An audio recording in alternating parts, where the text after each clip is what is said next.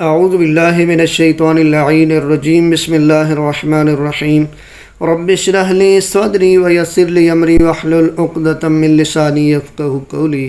ناظرین محترم، السلام علیکم ورحمۃ اللہ وبرکاتہ۔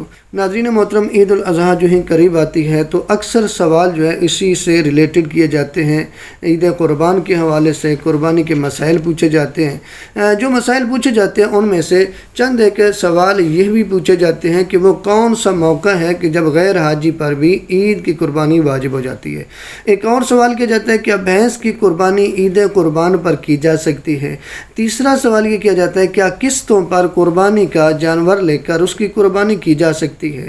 ایک اور سوال کیا جاتا ہے کیا قربانی قرض لے کر کرنا مستحب ہے۔ تو چلتے ہیں پہلے سوال کی طرف۔ جو سوال ہوتا ہے کہ وہ کون سا موقع ہے کہ جب غیر حاجی پر بھی عید کی قربانی واجب ہو جاتی ہے۔